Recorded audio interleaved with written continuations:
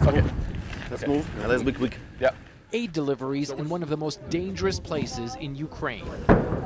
We're with the Howard G. Buffett Foundation in Orikhiv, the frontline town where the Russians say Ukraine's military is trying to punch through their defenses. Constant artillery and mortar barrages driving residents underground.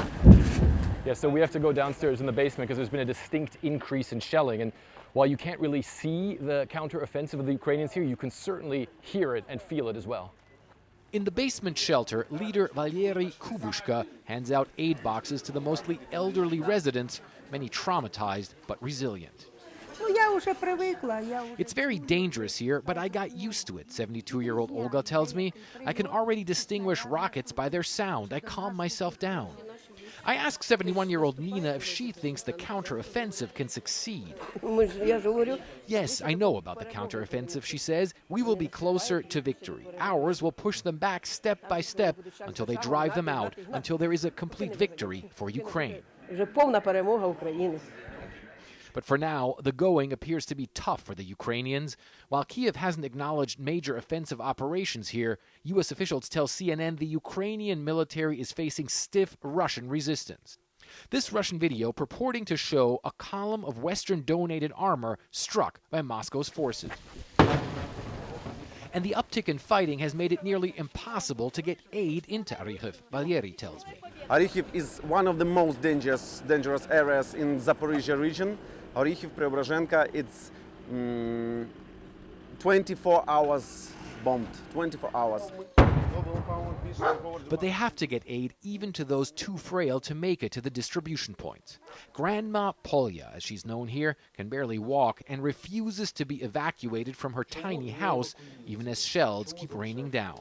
Her fate, she says, is now in God's hands. Will we survive or not, she asks. You're still young. May God give you health and help you to survive this war. It's very difficult for old people. It's very clear that President Zelensky is enjoying some of the reaction that the latest military actions carried out here inside Ukraine against the Russians is having in the Kremlin, with Vladimir Putin claiming that the Ukrainian counteroffensive is getting underway and that it is failing, with President Zelensky's response being this. It is interesting that Putin was talking about our counteroffensive. It's important for Russia to always feel that they don't have much time left.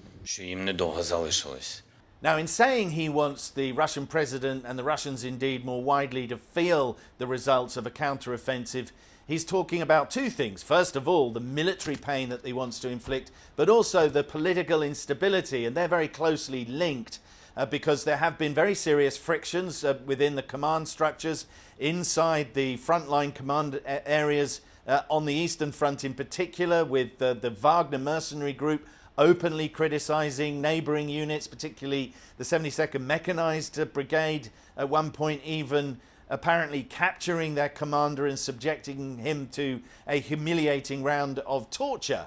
On top of that, the Ukrainians have managed to punch through a significant bit of territory to the southeast of Bakhmut, capturing areas that they had lost earlier this year in what had been back then a very rapid Russian advance, now being reversed on that front.